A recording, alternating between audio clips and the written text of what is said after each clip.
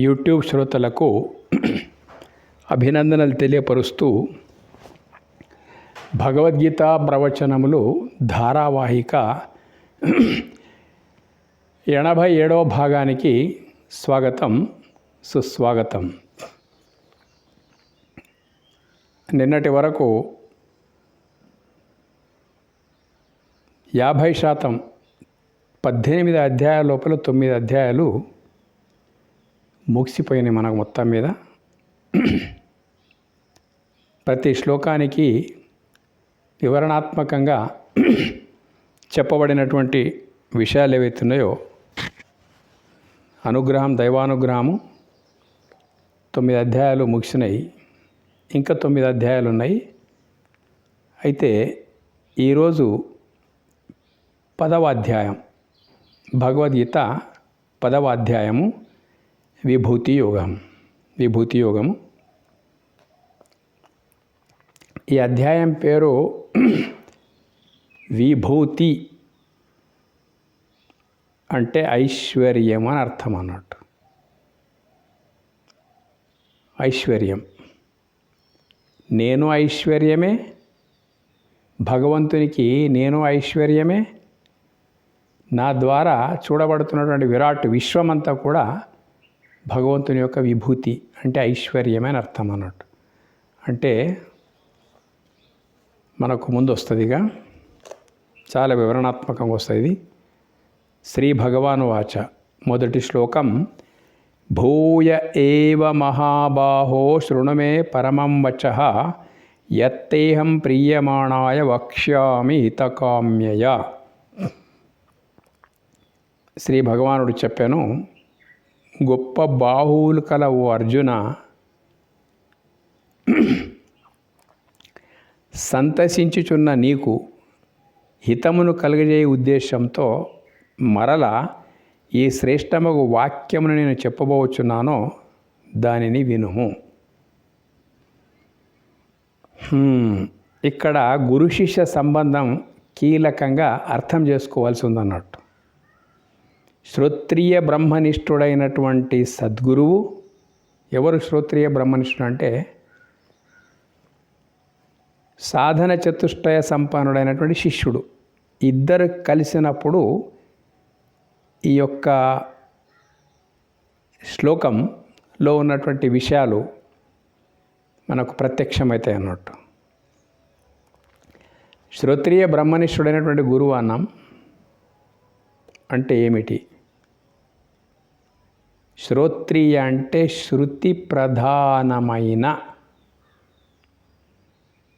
ప్రామాణికం శృతి అంటే వేదములు, వేద ప్రామాణికమైన పరబ్రహ్మము యొక్క జ్ఞానము అని అర్థం అన్నట్టు.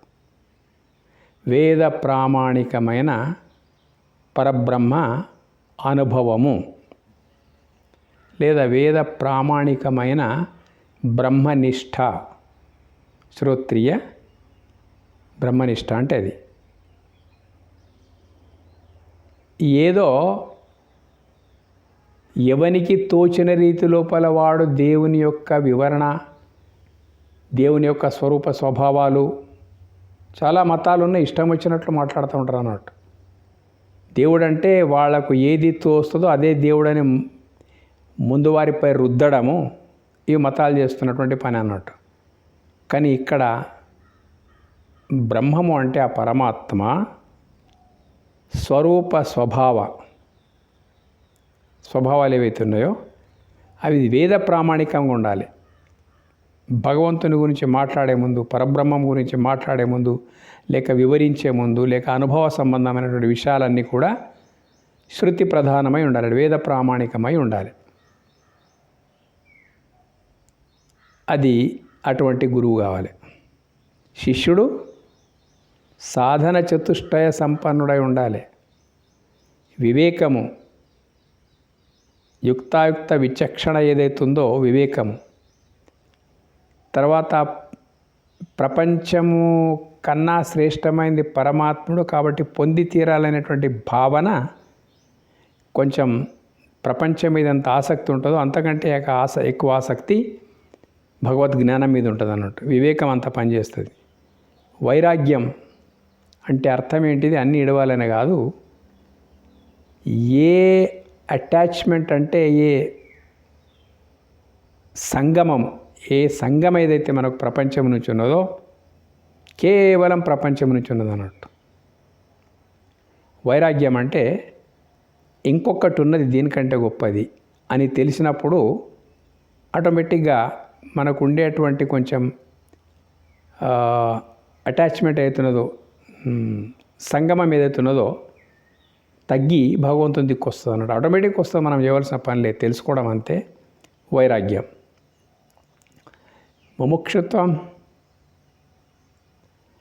ముముక్షుత్వం అంటే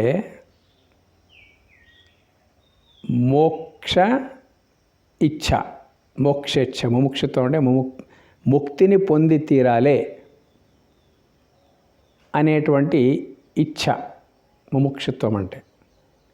ఎట్లా ప్రపంచం లోపల దేన్ని మనం సర్వస్వం అనుకుంటున్నామో వాటిని పొందడం లోపల ఎంతటి తంటాలు పడతా ఉన్నామో, ఏది పొందాలనుకుంటే దానికంటే ఒక మార్గం ఉంటుంది, ఆ మార్గం లోపల మనం పయనించవలసి ఉంటుంది, ఆ పద్ధతులు ఉంటాయి, ఆ పద్ధతుల ప్రకారం పోతేనే దేనైనా మనం పొందగలుగుతాం. అట్లాగే ముముక్షుత్వం అంటే పరమాత్మను పొందాలంటే కూడా అటువంటి ఇచ్ఛనే ఉండాలి. ఎట్లయితే ప్రపంచం లోపల మనం పొందాలనుకున్నటువంటి సర్వస్వం ఉన్నాయి, పొందాలనుకున్నటువంటి వాళ్లకు ఎలాంటి తపన ఉంటుందో అలాంటి తపనతో కూడుకున్నటువంటిది ముముక్షుత్వం అని అంటున్నట్టు. షట్ సంపత్తి అంటే ఇంకా 6 ఉంటాయి మనకు. అన్ని సన్మార్గం, సదాచార సంబంధమైనటువంటి షట్ సంపత్తి, శమము, దమము, ఉపరతి, తితిక్ష, ఇటువంటి అన్నీ ఉంటాయి అన్నట్టు. అవన్నీ చూసుకోవాలి మీరు. ఈ రకంగా 4 యోగ్యతలతో కూడుకున్నటువంటి వాడు సాధన చతుష్టయ సంపన్నుడు. అప్పుడు శిష్యుని యొక్క పాత్రత వానికి వస్తుంది. గురువు అయినటువంటి వాడిని శ్రోత్రియ బ్రహ్మనిష్ఠా తత్పరుడు అని ఆ నిష్ట లోపల పడి ఉండాలి అన్నట్టు. ఇది భగవంతుడు, ఇది నేను, నాకో భగవంతునికి భేదమే లేదు, అయమాత్మ బ్రహ్మ తత్వమసి మహావాక్య అనుభవ తత్పరుడైనటువంటి వాడే శ్రోత్రియ బ్రహ్మనిష్ఠుడు గురువు. అలాంటి వాళ్ళు ఇద్దరు ఇక్కడ కలిసిండ్రు ఇక్కడ మనకు.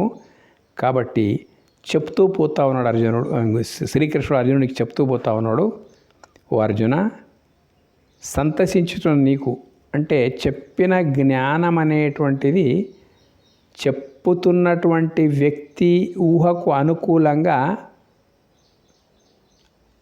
ఈ వినేటువంటి వాని లోపల అది ప్రవేశించాలి. ప్రవేశించినప్పుడు ఆ ముఖం మీద, ఆ కదలికల మీద చెప్పేటువంటి గురువుకు తెలిసి వస్తుంది, అరే వీనికి మాట అర్థమవుతున్నది. కాబట్టి ఆ పరిణామము ముఖం మీద ఉప్పొంగుతూ ఉన్నది, ఆ కళ కనిపిస్తూ ఉన్నది భావం కలిగినప్పుడు ఈ మాట అంటున్నాడు, సంతసించుచున్న నీకు అర్జున, తత్వజ్ఞానము, రహస్యాలు, రాజవిద్య, రాజగుహ్యం ఇవన్నీ చెప్పిన తర్వాత నీకు సంతోషం కలిగింది.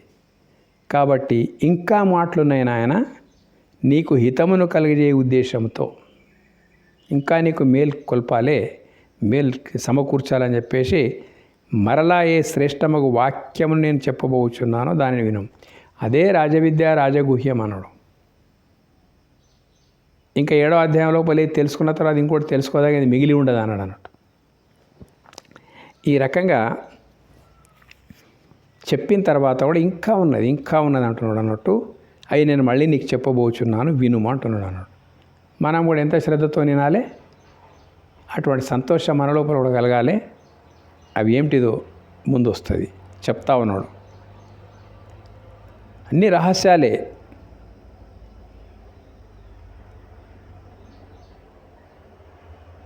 నమే విదుహు సురగణాః ప్రభవం న మహర్షయః అహమాదిరిహి దేవానాం మహర్షీణాం చ సర్వశః. నా యొక్క ఉత్పత్తిని దేవగణములు ఎరంగవు, మహర్షులను ఎరంగరు.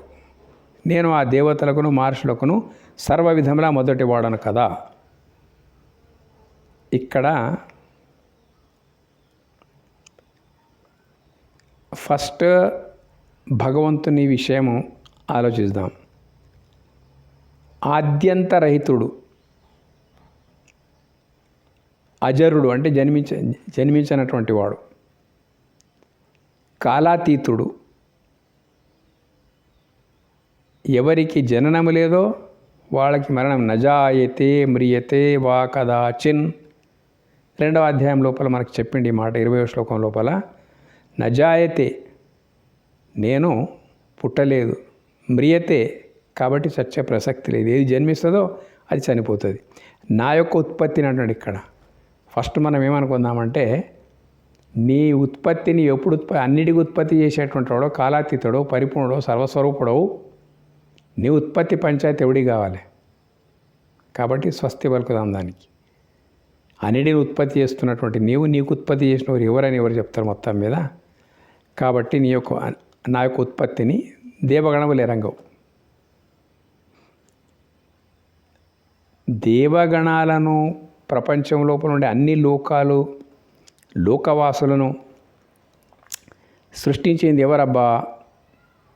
దేవుడే. కాబట్టి అవి ఎరిగేటువంటిది ఏమున్నది? ఎట్లా ఇదంటే జన్మించినటువంటి కొడుకు తండ్రి జననాన్ని చూడగలుగుతాడా? సింపుల్గా ప్రపంచం లోపల తీసుకుంటే కూడా కన్నటువంటి వాడు కొడుకు జననమును చూడగలుగుతాడు.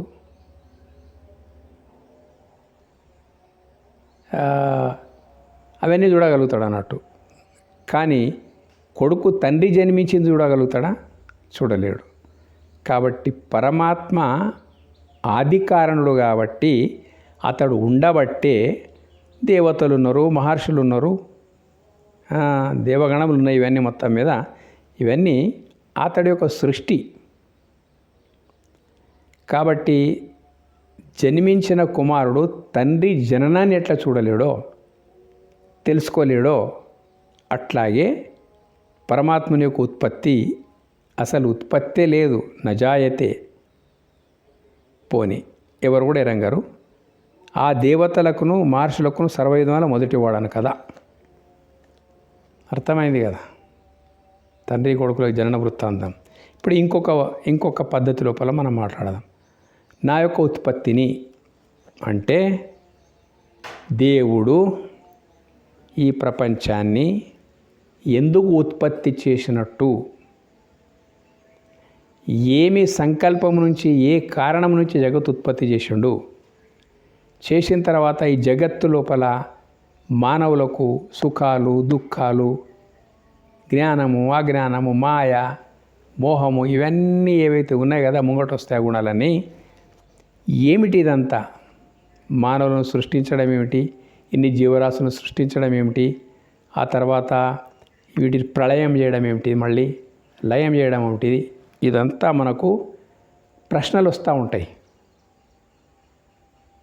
ఏంటిది సృష్టి అని చెప్పేసి ప్రతి ముముక్షుకు మొట్టమొదటి వచ్చే ప్రశ్న ఇది. అయితే ఎందుకు ఈ జగత్తును ఉత్పత్తి చేసిండు, మొదలు ఏ ఫారం లోపల ఉండే ఈ జగత్తు, ఏ స్థితి లోపల ఉండే, ఇట్లా తర్వాత ఏమైపోతుంది, ఈ సుఖ దుఃఖాలు ఏమిటి, ఈ జనన మరణాలు ఏమిటి, ఇవన్నీ మనకు ప్రశ్నలు మనసు లోపల వస్తాయి అన్నట్టు. ఇది ఉత్పత్తి రహస్యం అన్నట్టు. ఇది ఉత్పత్తి రహస్యం. కానీ ప్రశ్నల స్థాయికే ఉండగలిగితే సమాధానం దొరకదు. ఒక సమాధానం దొరుకుతుంది, నీకు ప్రశ్నలకు సమాధానం దొరకది అంటే తెలుసుకోలేవు. నీకు సమాధానం అవసరం కూడా లేదు. ఎందుకు అవసరం లేదంటే నీవు వాస్తవమైనటువంటి మార్గం ఎన్నుకొని అందులోపల వెళ్ళిపోతే జీవో బ్రహ్మైవ నాపరహ అంట. ఈ ప్రశ్నలు ఎవరికైతే వస్తున్నాయో వాడే పరబ్రహ్మ స్వరూపమైనప్పుడు ఇంకా ఎవరు ప్రశ్నిస్తారు? కాబట్టి ప్రశ్నల సమాధానం వెదికే బదులు ఆ మహావాక్యాల మర్మం తెలుసుకుంటే అక్కడ ప్రశ్నలు వేసేవాడు, ఎవరికి వీడు ప్రశ్నలు వేస్తున్నాడో వాడు, ప్రశ్నలు వేసేవాడు రెండు ఒకే తత్వం అనేది అర్థమైపోయినప్పుడు అక్కడ ఎక్కడ ప్రశ్నలు తమకు తాము భస్మమైపోయి కేవలం ఆనందం మాత్రం మిగులుతుందో అది సమాధ్యావస్థ, అది బ్రహ్మీ స్థితి అన్నట్టు. అయితే ప్రశ్నలు వస్తూ ఉంటాయి మనకి, ఈ జగత్తు ఎందుకైంది, ఏమైంది, ఎందుకు ఉత్పత్తి చేసిండు, ఈ సుఖదుఖాలు ఏమిటి, కర్మఫలాలు ఏమిటి, పూర్వజన్మ పునర్జన్మ వ్యవహారాలు ఏమిటి, ఇవన్నీ ఏంటిది ఇదంతా అని ఆలోచిస్తే ఏది అంత దొరకది. ఎందుకు అంత దొరకది? ఈ ప్రశ్నలు వేస్తున్న నీవే, ఏ ప్రశ్నలు అయితే నీవు వేస్తున్నావో ఆ ప్రశ్నలు వేస్తున్నటువంటి నీవు మరేదో కాదు, ఆ పరమాత్మని యొక్క నీ అస్తిత్వమే పరతత్వం.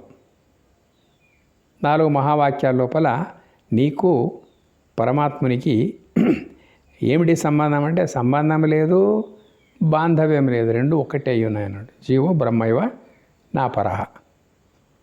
ఎప్పుడు ప్రశ్నలేసేటువంటి నీవే పరబ్రహ్మ స్వరూపుడవై ఉన్నవాని తత్వజ్ఞానం ఎప్పుడైతే నీకు మహావాక్యాలు ఎప్పుడైతే చెప్తున్నాయో ఇప్పుడు ప్రశ్నలు ఎవరికి వేస్తావు? ఇంకా ప్రశ్నలు వేసేందుకు కూడా వేసేవాడు ఒకటి, ఆ ప్రశ్నలు విని సమాధాన పరిచేవాడు ఒకడు. ద్వైతం ఉండాలి అక్కడ. అద్వైతం లోపల లేదు. అది ప్రశ్నిస్తున్నవాడు, ప్రశ్నలకు సమాధానం ఇచ్చేవాడు, రెండు లేవు అక్కడ, ఒకటే ఉన్నదన్నాడు. ఈ లెవెల్కి వెళ్ళిపోయిన తర్వాత ప్రశ్నలు అనేటువంటి అంతమైపోతాయి. ఎందుకంటే అందరికంటే మొదటివాడు పరమాత్ముడే కాబట్టి. ఎట్లుంటాడు? యో మామజం అనాదిం చ వేత్తి లోక మహేశ్వరం అసమ్మూఢ సమర్థ్యేషు సర్వపాపై ప్రముచ్యతే. ఎవడు నన్ను పుట్టుకలేని వానినిగాను, అనాది రూపునిగాను, సమస్త లోకములకు నియామకునిగాను తెలుసుకొనుచున్నాడో అతడు మనుష్యులలో అజ్ఞానము లేనివాడై సర్వపాపముల నుండి లెస్సగా విడువడుచున్నాడు. దేవుడికి అయితే పుట్టుకలేదు విడిచిపెట్టప్ప, నాలో నేనంటున్న నా అస్తిత్వం ఏదైతున్నదో, నేనున్నాను అనేటువంటి ఒక స్ఫురణ ఏదైతే నీ లోపల ఉన్నదో ఆత్మ, ఆ స్ఫురణనే ఆత్మయే పరమాత్మ. ఆత్మకు పరమాత్మకి ఏంటిది భేదము? చాలాసార్లు చెప్పినాం.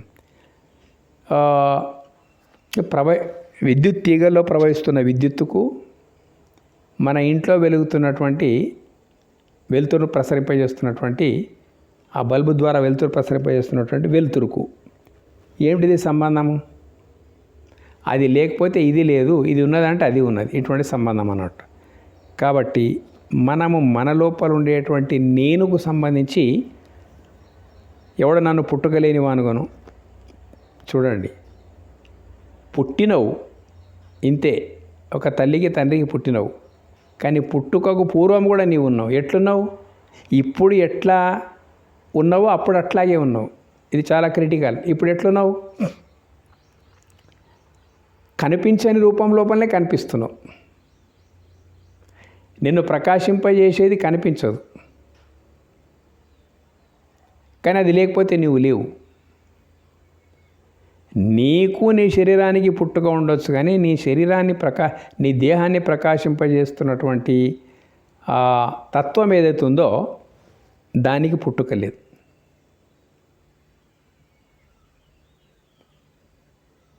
పుట్టుక లేదు కాబట్టి చావు లేదు. ఇప్పుడు పుట్టుకకు మొదలు కూడా నీవు ఉన్నావు, ఇప్పుడు కూడా ఇందులోపల అట్లాగే ఉన్నావు, కనిపించకుండానే ఉన్నావు అన్నట్టు. ఈ దేహం లోపలికి వచ్చింది ఏంటిది, పోయింది ఏంటిది ఏమీ తెలియదు. వచ్చినప్పుడు కనిపించాలి, పోయేటప్పుడు కనిపించాలి. అయితే కనిపించకుండా ఉన్నదే వ్యవహారం ద్వారా మనకు కనిపిస్తూ ఉన్నది. మన శరీరం యొక్క కదలికల ద్వారా అది ఉంటేనే ఇవన్నీ ఉన్నాయి, లేకపోతే లేదు, కనిపిస్తూ ఉన్నది. మళ్ళీ తర్వాత కూడా కనిపించకుండా పోతుంది. 2వ అధ్యాయం లోపల ఇవన్నీ ఉన్నాయన్నాడు. అవ్యక్తాదీని భూతాని వ్యక్త మధ్యాని భారత అవ్యక్త నిధనాన్నేవ తత్రకా పరిదేవన. అర్జున, మొదలు నీవు ఉన్నావు, పుట్టుక మొదలు నీవు ఉన్నావు, పుట్టిన తర్వాత ఇప్పుడు కనిపిస్తూ ఉన్నావు, తర్వాత మొదట ఉన్న దశకే మళ్ళీ వెళ్ళిపోతావు, కనిపించకుండా పోతావు. కాబట్టి దీని కొరకు ఎందుకు చింత అన్నాడు. 10వ అధ్యాయం లోపల ఇందులోపల వస్తుంది. అహం ఆదిశ్చ మధ్య ఏంటంటే అహమాత్మ గుడాకేశ సర్వభూతాశయస్థిత. ఓ అర్జున, మేల్కో నిద్ర నుండి, నేను నీ ఆత్మనే, నా అడ్రస్ ఏమడుగుతావు? నా అడ్రస్ ఎక్కడ ఉందంటే నీ ఆత్మను నేనే అంటున్నాడు అన్నాడు. అహం ఆత్మ గుడాకేశ సర్వభూతాశయ స్థిత. నీదే కాదు, మొత్తం అన్ని భూతాల లోపల ఏవైతున్నదో అన్నిటి యొక్క ఆత్మను నేనే. అహం ఆదిశ్చ మొదలున్న, మధ్యశ్చ ఇప్పుడు కనిపిస్తున్న, భూతానాం అంతయేవచ్చ తర్వాత కూడా నేనుంటా. కాబట్టి మనము ఆ ఆత్మీ దృష్టితో చూస్తే ఆత్మకు ఆపాదించుకుంటే పుట్టుక లేని వానిగాను. అంటే ఇంకొక పరిభాష ఏంటిదంటే దేనికి పుట్టుక లేదో అనాది రూపునిగాను. దాన్ని పర్యాయ పదం అన్నట్టు. పుట్టుక లేనిది ఎప్పుడు కూడా అనాది ఉంటుంది. ఆది అంటే పుట్టడం, అనాది అంటే అసలు పుట్టుక లేకపోవడం. రెండు లక్షణాలు ఈ పర్యాయ పదాలు రెండొకటి. సమస్త లోకంలోకి నియామకునిగాను. ఒక్క లోకం కాదు, మొత్తము లోకాలు ఏవైతున్నాయో అన్నిటికీ కూడా అన్ని ఆ లోకాలను పుట్టించిండు, ఆ లోకాలను నియమిస్తూ ఉన్నాడు, ఆ లోకాల మనుగడ కొనసాగించే విధంగా చేస్తూ ఉన్నాడు. సమస్త లోకంలోకి నియామకునిగాను. అన్నీ నేను నియమించిన లోకాలే, అని నేను సృష్టించిన లోకాలే. నేను ఏది పరమాత్మ అంటున్నావో అది మరెక్కడో లేదు, నీలో నేనై ఉన్నది. ఆ నేను తెలుసుకొనిచున్నాడో ఈ జ్ఞానం ఏదైతున్నదో జీవో బ్రహ్మైవ నా పరహ అనేటువంటి భావం ఎప్పుడైతే జీవో బ్రహ్మైవ నా పరహ అని ఎప్పుడైతే నువ్వు అనుకుంటావో అప్పుడు ఇవన్నీ వర్తిస్తాయి. ఈ జీవము, ఈ ఆత్మ అనేది బ్రహ్మంకు ఇతరం కాదు అన్నప్పుడు బ్రహ్మంకి ఏం వర్తిస్తాయో నీ ఆత్మ కూడా అవన్నీ వర్తిస్తాయి. కాబట్టి ఇక్కడ ఇట్లా చెప్తా ఉన్నాడు. ఇదే ఆత్మజ్ఞానం అంటే. ఆత్మజ్ఞానం అని దీన్ని అంటారు అన్నట్టు. ఈ జ్ఞానం వచ్చినప్పుడు నేను దేహం అనేటువంటి అజ్ఞానం వెళ్ళిపోతుంది. కాబట్టి అతడు మనుష్యులలో అజ్ఞానము లేని వాడై జీవో బ్రహ్మైవ నా పరహ అన్నప్పుడు దానికి మించిన జ్ఞానం లేదు. ఇక అజ్ఞానము లేనివాడై. అజ్ఞానం అంటే ఏంటిది? ఉన్నది లేనట్టు, లేనిది ఉన్నట్టు తోపింపజేసేది అజ్ఞానం. ఇప్పుడు మనకి ఎక్కడున్నది అజ్ఞానం? దేహమే నేను అనుకుంటున్నాము తప్ప దేహాన్ని నడిపించే చైతన్యం గురించిన జ్ఞానమే మనకు లేదు. ఇది అజ్ఞానం. దేహమే నేను అనుకుంటే వాళ్ళ చనిపోయినటువంటి వాళ్ళ దేహం ఎందుకు మనం ఉంచడం లేదు అంటే వాళ్ళు ఖననమో దహనం చేసేటువంటి వాళ్ళు కూడా దేహము మనిషి యొక్క వాస్తవ స్వరూపం కాదని తెలిసినట్టే దాన్ని పట్టుకోవాలంతే. మనుషులకు మహర్షులకు ఉండే భేదం ఇంతే. వాళ్ళు దాన్ని పట్టుకుంటారు నిరంతరం. మనకు అప్పుడప్పుడు ఆకాశంలో మెరుపు తీగల్లా వస్తుంది అంతే, కానీ దాన్ని పట్టుకోవాలి. పట్టుకొని దానిలో నిలిచినటువంటి వాళ్ళు మహర్షులు, పట్టుకోకుండా దేహ తాదాత్మ్యత ఉన్నటువంటి వాళ్ళు మామూలు మనుషులు. ఇంతే ఫరక్ అన్నట్టు. అజ్ఞానం అంటే అదే, ఉన్నది లేనట్టు, లేనిది ఉన్నట్టు. వాస్తవంగా ఏమీ లేకపోతే దేహమే లేదో దాన్ని మనం చూడడం లేదు. ఏది లేకపోతే దేహమే లేదు, దాన్ని చూడడం లేదు. అయితే కేవలం దేహాన్ని చూస్తున్నాం అన్నట్టు. మనం చూసేం లాభం? ఏది లేకపోతే దేహమే లేనప్పుడు దాన్ని మనం చూడాలి కదా, అదే మన స్వరూపం కదా. అటువంటి స్వరూప జ్ఞానమే కావాలి మనకు. అది లేనప్పుడు అజ్ఞానం అవుతుంది. అతడు మనుషుల్లో అజ్ఞానం లేనివాడై సర్వ పాపను లెస్సగా విడబడుచున్నాడు. బస్. పాపము అంటే మరేదో కాదు, అజ్ఞానంకు పాపమని కూడా అనొచ్చు. ఎందుకంటే అజ్ఞానము చాలా పీడిస్తూ ఉంటుంది మనిషికి. ఆ పీడనే పాపం.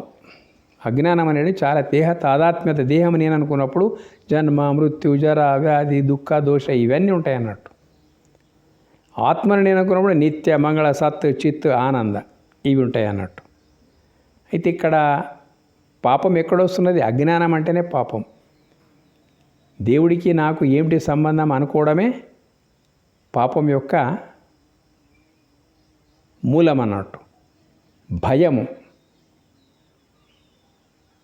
భయం అనేటువంటిది గొప్ప పాప పరిణామం అనొచ్చు మొత్తం మీద. అది ఎట్లా వస్తుంది? అజ్ఞానం నుంచే వస్తుంది అన్నట్టు. దేహము నేను అనుకోవడం వల్ల ఇంకా అడుగడుగున క్షణం భయమే. అటువంటి భయమే వాస్తవమైనటువంటి పాపం. అంటే ఏ భయం లేకుండా అన్ని భయాల నుంచి విముక్తం కావడం కూడా ఇక్కడ ఏమంటున్నాడు, సర్వ పాపాల నుండి లెస్సగా విడబడుచున్నాడు, అన్ని పాపాల నుంచి లెస్సగా విడబడుచున్నాడు. ఇది ముఖ్యమైన అర్థం.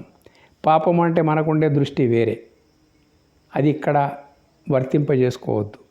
నువ్వు ఏ పాపము చేయనప్పటికైనా కానీ, లోతుకి వెళ్ళిపోతే నువ్వు ఎలాంటి పాపము చేయనప్పటికైనా, చెడ్డ పనులు ఏవి చేయనప్పటికైనా కానీ భయం అనేది మహాపాపముని నిరంతరం పీడిస్తూ ఉంటుంది. భయం ఎందుకు వచ్చింది? దేహము నేను అనుకున్నందుకు వచ్చింది.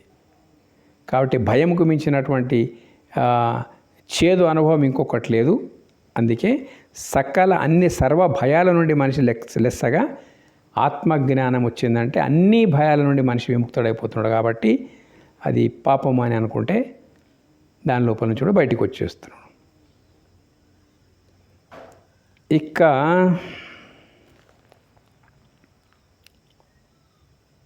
నీ లోపల ఉండేటువంటి వెలుగు ఏదైతుందో, నీ లోపల ఉండేటువంటి యంత్రాంగం ఏదైతుందో, నీ లోపల ఉండేటువంటి అవలక్షణాలు ఏవైతున్నాయో అవి చెప్తున్నాడు ఇక్కడ. అంటే నీ లోపల ఏవేవైతే చెప్పుకోదగినవి ఉన్నాయో, చెప్పుకోకూడని కూడా ఉన్నాయో అవన్నీ బుద్ధిర్జ్ఞానమసమ్మోహ క్షమా సత్యం దమశమః సుఖం దుఃఖం భవోభావో భయం చ సుఖం దుఃఖం భవోభావో భయం చ అభయమేవ చ. సుఖం దుఃఖం భవోభావో భయం చ అభయమేవ చ. భయం చ అభయమేవ చ. అట్లా అహింసా సమతా తుష్టి తపోదానం యశోయశః భవంతి భావా భూతానాం మత్త ఏవ పృథగ్విధాః. నీ దేహమును ప్రకాశింపజేస్తున్నటువంటి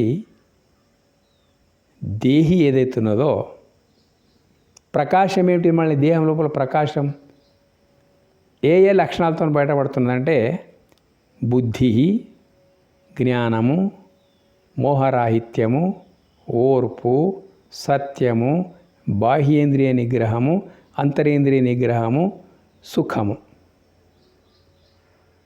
ఇవేమిటి? మొత్తం మీద సల్లక్షణాలు. నా బుద్ధి అని గర్వపడకు, నా జ్ఞానం అని గర్వపడకు, ఈ మోహం లోపల నుంచి బయటపడు, ఓర్పు వహించు. ఏంటిది ఓర్పు? పరిస్థితులు ఏవైనా మనస్థితి చెదరకుండా ఉండడమే ఓర్పు. సత్యము అంటే ఏది సత్యమని తెలుసుకో. వ్యవహారిక సత్యం లోపల ఎలా ఉండాలి, లేకపోతే లోకం క్షమించది. సద్వస్తు ఏంటిదో తెలుసుకో, సత్యము. తర్వాత బాహ్యేంద్రియ నిగ్రహము. బాహ్యేంద్రియాలు ఏవైతున్నాయి కదా, త్వక్ చక్షు శ్రోత్ర జిహ్వ గ్రాణాలు అనేటువంటి 6, కన్ను, చెవి, ముక్కు, నాలుక, చర్మం, ఇవన్నీ ఏవైతున్నాయి కదా, వీటి చేష్టల విషయం లోపల కూడా నిగ్రహము. అంతరేంద్రియ నిగ్రహము. ఇవి అంతరింద్రియమైనటువంటి మనసు ఆధీనం లోపల ఉంటున్నాయి బాహ్యేంద్రియాలు.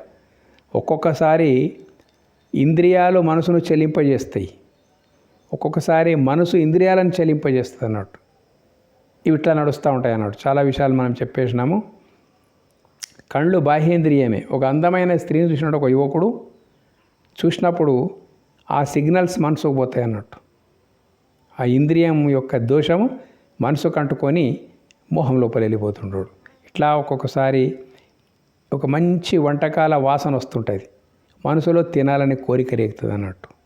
ముక్కు అట్లా పంచజ్ఞానేంద్రియాలు ఏవైతున్నాయి కదా, మన మనసు ఆధీనం లోపల ఉన్నాయి. కాబట్టి వీటిని నిగ్రహించడం అంటే వీటి యొక్క ఉద్ధృతికి లోను కాకుండా వాటిని అణగదొక్కడమే అంతరేంద్రియ నిగ్రహం. సుఖము, దుఃఖము, సుఖం వరకు ఇవన్నీ సల్లక్షణాలు ఉన్నాయన్నాడు. మొత్తం మీద సుఖము, వ్యవహారిక సుఖం ఎట్లా ఉంటుందంటే విషయాలతో సంబంధం ఉంటుంది అన్నట్టు. దుఃఖం కూడా నీకు వ్యవహార జ్ఞానం లేకపోతే మిగిలేది దుఃఖమే ఉంటుంది అన్నట్టు. ఇది కూడా అవలక్షణం కిందికి లెక్క. దుఃఖం అవలక్షణం లెక్క. ప్రాపంచిక సుఖం కూడా ఒక అవలక్షణం ఉంటుంది, పోతుంది. కానీ పాయనే బాధ మనకు మిగులుస్తుంది. ఇది కూడా అవలక్షణమే దుఃఖము. పుట్టడం అనేది ఎంత మాతృగర్భం లోపల బాధలుంటాయి. తర్వాత ఆ రకంగా జన్మాంతరాల సంస్కారం నుంచి మనం పుడతా ఉన్నాం. ఎక్కడ పుట్టినాము, ఎవరికి పుట్టినాము, పుట్టిన తర్వాత చేయవలసిన కర్తవ్యం ఏంటిది, ఇవన్నీ కూడా పుట్టుకతో ముడిపడి ఉంటాయి అన్నట్టు. నాశము యదృశ్యం తన్నశ్యతి. పుట్టినము, ఇది దృశ్యము. తర్వాత నాశం అంటే ఈ దేహము, ఈ జన్మ ఏదైతే వచ్చిందో ఆ తర్వాత మాతృగర్భం లోపల నుంచి మనకు జన్మ వచ్చింది. అదొక వైభవమే, అదొక విశేషమే. ఇప్పుడు నాశం ఎట్లా అంటే మనకు ఏది లేకపోతే ఇది శవమో అదే శివము కదా. అప్పుడు ఆ శివము ఈ దేహాన్ని వదిలిపెట్టినప్పుడు, ఆత్మ వదిలిపెట్టినప్పుడు నాశం అంటే ఖననమన చేస్తాము, దహనమన చేస్తాం. ఇది నాశనం అన్నట్టు. భయము చాలా భయం గురించి మనము చెప్తే ఇంతవరకు. భయం అనేది ఒక పాపము. భయం ఎన్ని రకాలు ఉన్నది లెక్కలేని. అజ్ఞానం ఎంత ఉంటే అంతంత భయం ఉంటుంది అన్నట్టు. ఇది అవలక్షణమే. భయము లేకుండుట, భయం ఉండకుండా ఉండాలంటే విషయ పరిజ్ఞానం నీకు కావాలి. విషయ పరిజ్ఞానం లేనప్పుడు భయం నేను వెంటాడుతూ ఉంటుంది. భయం లేకుండుట. అహింస, దీనికి ఎన్నో అర్థాలున్నాయి. అహింస ప్రాణులను చంపకుండా ఉండడం ఒకటి. తర్వాత నిన్ను నీవు హింసించుకోకుండా ఉండడం. అజ్ఞానం నిరంతరం హింసిస్తూనే ఉంటుంది అన్నట్టు. నిరంతరం భయం కూడా ఒక హింసనే. నువ్వు భయపడుతున్నావు అంటే నిన్ను నీవు హింసించుకుంటున్నట్టే లెక్క అన్నట్టు. అహింస అంటే నీకు ఇంద్రియాలు, మనసు రాసి రంపాన పెట్టడం అవుతున్నదో నీకు అవి హింస చేస్తున్నట్టు లెక్క. దీని లోపల నుంచి బయటపడాలి నువ్వు. ఏవి నిన్ను హింసించకూడదు. ఇంద్రియాలు, మనసు ఇవన్నీ కూడా ఎలాంటి తాపాన్ని కలిగించవద్దు. అహింస. సమత్వము. ఎందుకు సమత్వం ఉండాలి? అన్నిట్లోపల వెలుగుతున్నది ఒకే పరమాత్మ కాబట్టి వ్యవహారికంగా సమదర్శనము, సమవర్తనం అంటున్నాడు. వ్యవహారికంగా వర్తనం పక్కకు పెట్టేస్తే ఆత్మదృష్టితోని ప్రతి ఒక్కరిని చూడాలి. అందరినీ ప్రకాశింపజేస్తున్నది ఆత్మనే. అహింస, సమత్వం, అందరి లోపల సమానంగా వ్యాపించి ఉన్నది. సంతుష్టి, అటువంటి దృష్టి. సంతుష్టి చాలా గొప్ప వరం అన్నాడు. సంతుష్టి అనేటువంటిది ఉన్నంతలో తృప్తిగా ఉండడంకు మించిన సౌభాగ్యం లేదు. ఎంత ఉన్నా అసంతుష్టిగా ఉండేవానికి ఉండేటువంటి దౌర్భాగ్యం ఇంకొకరికి లేదన్నట్టు. ఇటువంటి మంచి గుణం ఏదైతుందో, సంతృప్తి ఏదైతున్నదో సంతుష్టి. తపస్సు. ప్రపంచం కొరకు తప్పించమని ఎవడు చెప్పే అవసరం లేదు. ఆటోమేటిక్ ప్రతి ఒక్కడు ఆయా రంగాల లోపల తప్పిస్తూనే ఉన్నాడు. దానము.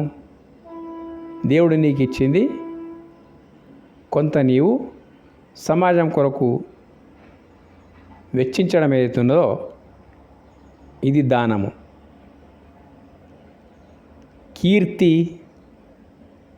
కీర్తికాంక్ష. కీర్తిమంతుడుగా బతకాలనుకుంటున్నాం అన్నట్టు. కీర్తి, అపకీర్తి. ఒక్కొక్కసారి ప్రారంధవశంగా అపకీర్తి రావచ్చు, లేకపోతే మనం చేసే పనుల ద్వారా కూడా మనకు అపకీర్తి రావచ్చు. ఈ రకంగా సంక్షిప్తంగా ప్రాణుల యొక్క నానా విధముల గుణాలు సంక్షిప్తంగా వర్ణించబడ్డది. ప్రాణుల యొక్క ఈ ప్రకారములైన నానా విధముల గుణములు నా వలనే కలుగుచున్నాయి. కరెక్టే కదా. ఇవి అన్నీ ఎంతవరకైతే ఆత్మ నీ దేహాన్ని ప్రకాశింపజేస్తున్నదో ఇవి అన్నీ ఆ ప్రకాశం ఉన్నప్పుడే ఉండేటువంటి అన్నట్టు. ఇప్పుడు మనమేం చేయాలి? వీటన్నిటికీ ఇక్కడ దుఃఖము, పుట్టుక, భయము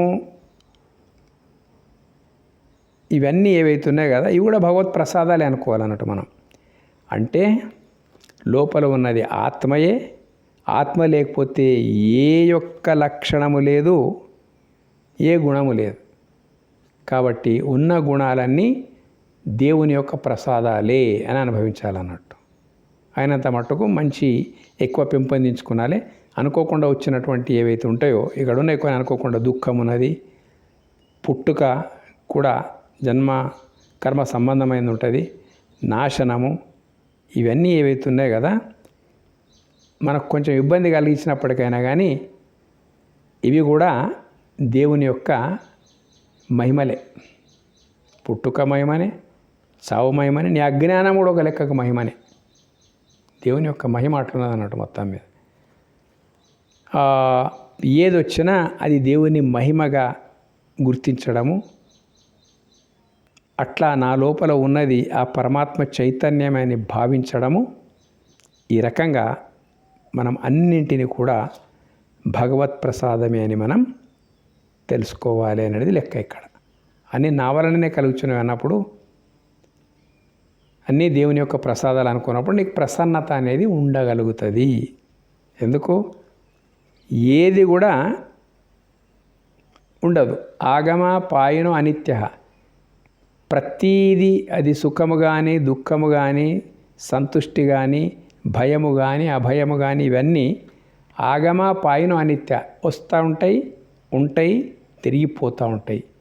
ఇది సృష్టి యొక్క వైచిత్ర్యము, వైవిధ్యం అన్నట్టు. అందుకే మనం ఏమనుకోవాలి, ఇవన్నీ భగవత్ ప్రసాదాలే అనుకోవాలన్నట్టు. అందుకొరకు ఇవన్నీ చెప్తున్నాడు.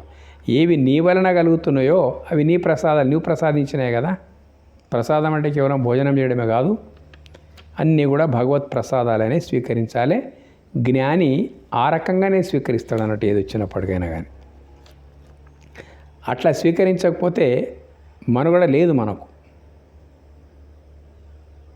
కేవలము దుఃఖమే మిగిలిపోతుంది.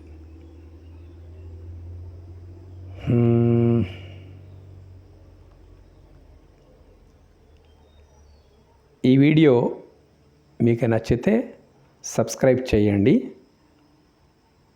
ఇంకా వేరే వీడియోలో 6వ శ్లోకం నుండి 10వ అధ్యాయం 6వ శ్లోకం నుండి మీకు వివరించబడుతుంది అన్నట్టు.